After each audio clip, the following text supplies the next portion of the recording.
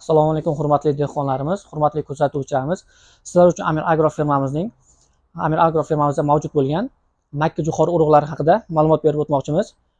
Hozirgi paytda dehqonlarimizda savollar bor. Hozir bug'doyning iziga qanaqa makka jo'xori urug'lari ekishni, don selosmi yoki selos yo'nalishidagi makka jo'xori urug'larini ekish haqida o'ylab turibdilar. Shuning uchun biz Amir Agro firmamizda mavjud bo'lgan makka urug'lari haqida ma'lumotlar berib o'tmoqchimiz.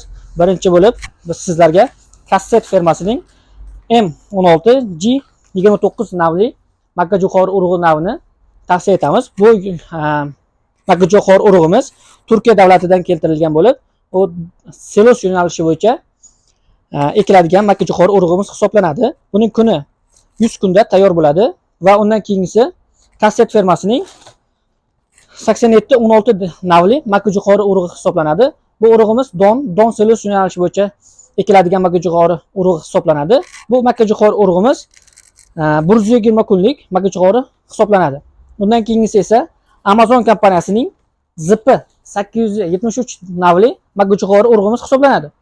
Bu makka jo'xori urug'imiz 120 kunlik don va don selos yo'nalishi bo'yicha ekiladigan makka jo'xori urug'imiz.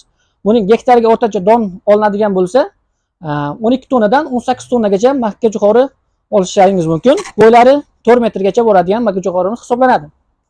Undan keyingisi Rossiya Federatsiyasidan keltirilgan gibrid navli makka jo'xori navi hisoblanadi. Bu makka jo'xorimiz 90 kunlik bug'doyning, arpaning izida ekiladigan yaxshi makka jo'xorimiz hisoblanadi.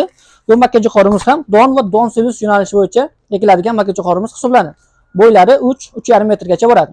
Don yo'nalishi bo'yicha 12 tonnadan 15 tonnagacha hosil olishingiz mumkin. Va undan keyingisi Xitoy davlatida ishlab chiqarilgan 391 navli makka jo'xori urug'imiz hisoblanadi. Bu makka jo'xorimiz sinovdan juda zo'r o'tgan, don massasi 16 tonnagacha beradigan makka jo'xorimiz hisoblanadi. Agar selos yo'nalishi bo'yicha o'raman degan taqdirda 70-80 tonnagacha selos massasini bosib beradi. Undan keyingi Germaniya davlatidan keltirilgan Kalamet navli makka jo'xorimiz hisoblanadi. Bu makka jo'xorimiz kuni 120 kunlik don va don selos yo'nalishi bo'yicha ekiladigan makka jo'xorimiz hisoblanadi. Bu makka jo'xorimizning o'rtacha don massasi 12 tonnadan 20 tonnagacha va selos massasi 90 tonnagacha olishingiz mumkin. Undan tashqari, undan keyingi ekinlarga, ekiladigan agrotexnikasiga kerakli bo'lgan ximikatlari o'tli uchun, qurti uchun barcha turdagi ximikatlarimiz Amir Agro firmamizning barcha filiallarida mavjud. Bizni kuzatishda davom eting.